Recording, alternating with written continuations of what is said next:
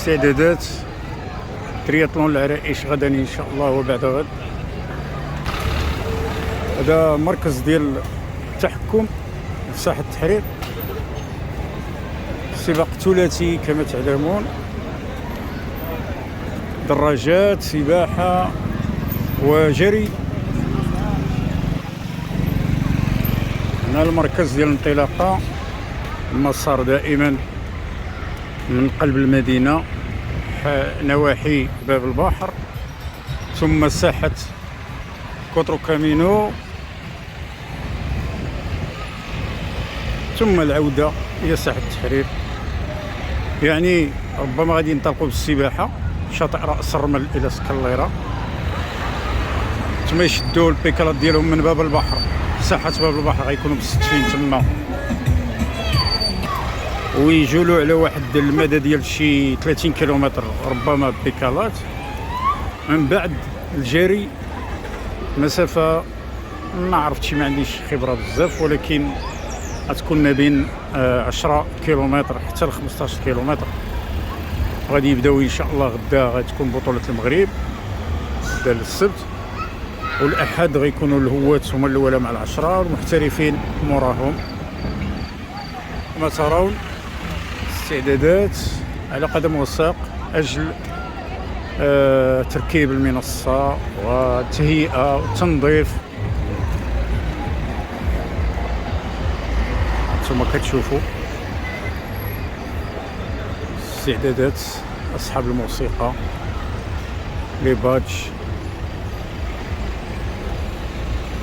ساحة التحرير نقل البضائع. اللهم يسر إن شاء الله، بحول الله غدا تكون الفرجة، نفرجوكم إن شاء الله بحول الله وقوته. هذا هو المركز.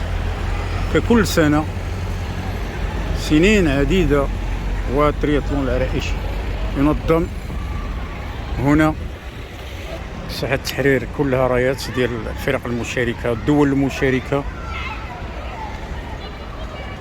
عدة دول من أوروبا ومن قارات أخرى. هذه الليلة ديال إعداد العدة. متسابقين راهما دابا في باب البحر كيستعدوا، كيحاولوا يتعارفوا فيما بينهم ككل سنة.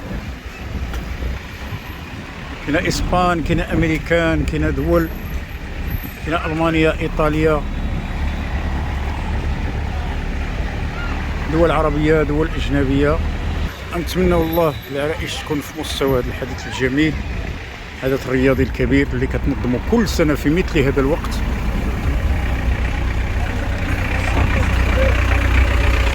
إن شاء الله إلى ذلكم الحين تلقوا، وفي الغالب يديوها متسابقين أجانب.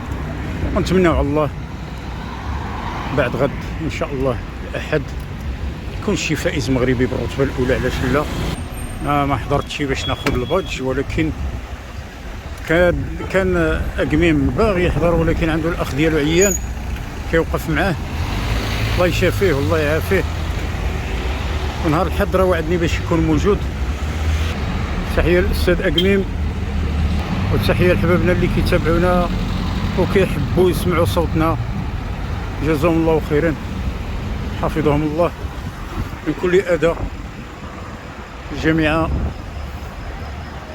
ديال الترياطلون العرائش، تكونت الجامعة هنا في العريش في قاعة بوحنيني. دابا راه دورات عديدة اللي مرت، كلها الحمد لله كانت ناجحة. كما قلت كنتمناو خالصين ان الفائز يكون مغربي ان شاء الله. علاش لا؟ عزيمة الرجال تهد الجبال. هذه بارير اللي غيكونوا باش الناس ما تفوتش واحد حاجز، باش تبقى مسابقة نقية. مع انني كنشوف واحد المجموعة ديال المعتوهين، الله يعافي الجميع، كيدوروا في المدينة، ما عرفتش منين كيتسلطوا، ولكن طلبوا الله الشفاء لكل المرضى. خصناش هاد الناس يكونوا السبب ان مثلا ترياطلون تكون غائبه عليه الفرجه وغائبه عليه مثلا غائب عليه النجاح. ما كنعرف الاخوان اللي كينظموا وحاضرين لهذه المناسبه، كنعرفهم قدها وقدود، وان شاء الله ما يكون غير نجاح. ترياطلون العرائش غادي تفخر به المدينه كل صيف الا في اعوام كورونا كنتوقف عوده ديال مجموعه من المهرجانات. مهرجان الصناعه التقليديه غيكون في شهر 8 فيه 10 ايام، مهرجان الثقافه والفنون عبد الصمد الكنفاوي غتكون فيه 6 ايام، مهرجان صيف العرائش 10 ايام، مهرجان قناوه يوم الاثنين والثلاثاء القادمين ان شاء الله، وتليها عده مهرجانات. المهرجان اللي كان وقف بسبب كورونا راه غادي يرجع، ربما نشوفوا مهرجان القيثاره والغناء، ربما نشوفوا مهرجان تاكرا، ربما نشوفوا موسيقى الصوفيه ماشي بعيد، مهرجان البحر كذلك فيه استمار كل عام كنشوفوه. ومن العوده ديال واشيكا اشكر الجزيل الشكر للاخوه اللي كيتابعونا وكيبارطاجيو وكيهتموا بالقناه ديالنا والصفحه ديالنا فيسبوك إسيلاغاش، يوتيوب إسيلاغاش. كنتمنى تدعمونا باش نستمروا معكم ونكونوا دائما في المكان المخصص لنقل المناسبات ديال كتمر بها المدينه. خوالي اخواتي انتظرونا السبت والاحد ان شاء الله بحول الله، خصوصا الاحد غيكون لقاء كبير ديال ترياطلون ديال المحترفين. كما قلت كنتمنى اننا نشوفوا شي مغربي في المنصه او مغربيه علاش لا، ولفونا بالتميز. غالبا كيكون اسباني، كيكون انا ما بقيتش عاقل شكون اللي كان فاز العام اللي فات هو من اوروبا، لكن بالضبط من دوله ما بقيتش عاقل. وللاسف شارع الدار البيضاء اللي كيمر منه السباق ديال الدراجات فهو ليس في المستوى. خص هذه المره الناس ديال ترياطلون خصهم ينتبهوا.